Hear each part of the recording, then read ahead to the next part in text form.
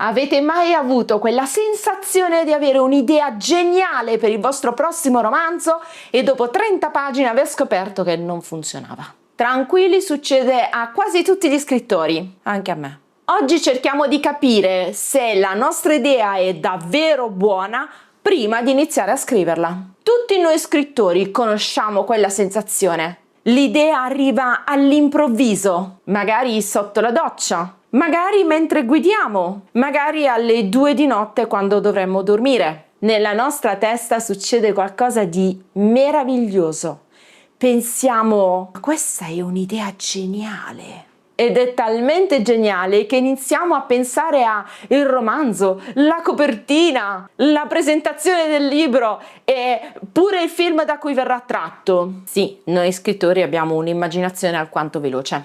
Il problema è che non tutte le idee brillanti sono buone idee narrative. Alcune funzionano per un racconto breve, solo una scena o un personaggio interessante, ma non reggono un intero romanzo. E scoprirlo dopo aver scritto 50 pagine è una sensazione piuttosto frustrante. Per questo oggi vediamo insieme come capire se l'idea è davvero forte, quali segnali indicano che può diventare una storia, quali sono quelle idee che sembrano brillanti ma in realtà non funzioneranno, e alcuni test semplici da fare prima di iniziare a scrivere, perché scegliere l'idea giusta è uno dei segreti più importanti della scrittura narrativa. Prima domanda: questa è un'idea o è solo una situazione? Questo è il primo errore che facciamo molto spesso noi scrittori. Confondiamo una situazione interessante con una probabile storia. Ad esempio, un uomo vede un ragazzo prodigio suonare il violino. È intrigante? Sì. È una storia? Non ancora. È solo una situazione iniziale. Una vera storia narrativa deve contenere questi 3 elementi: un personaggio, un problema, una possibile direzione. Se manca anche uno solo di questi 3 elementi, non abbiamo ancora la storia. Abbiamo un seme che va benissimo, ma non basta per sostenere un romanzo. Seconda domanda: cosa vuole il protagonista? Una storia funziona quando il protagonista vuole qualcosa. Non basta che succedano cose intorno a lui, deve avere un obiettivo. Torniamo al nostro esempio.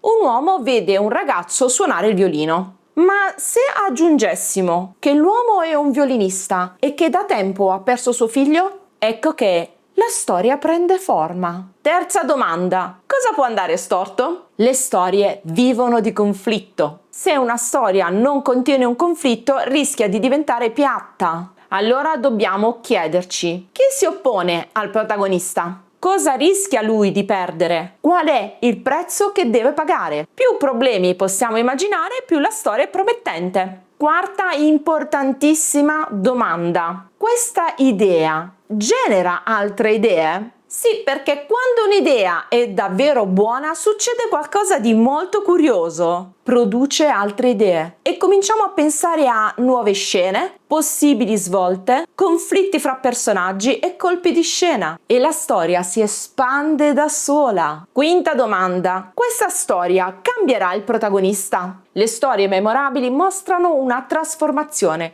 Il protagonista all'inizio è in un certo modo, ma alla fine della storia non è più la stessa persona. Attenzione a quelle idee che sono solo concettuali. Ad esempio, un mondo in cui nessuno può mentire. Idea affascinante, ma da sola non è una storia. Per capire se un'idea funziona, proviamo a fare un test in 3 fasi. Chiediamoci chi è il protagonista, cosa vuole ottenere e quale ostacolo lo impedisce. Se riusciamo a rispondere a queste 3 domande, la nostra idea può essere davvero buona. Inoltre, quando un'idea è funzionale, provoca altre domande. Cosa succederà dopo? Il protagonista riuscirà a farcela? O cosa nasconde quel personaggio? Le buone idee narrative creano una curiosità naturale. Attenzione a uno degli errori più comuni che facciamo noi scrittori.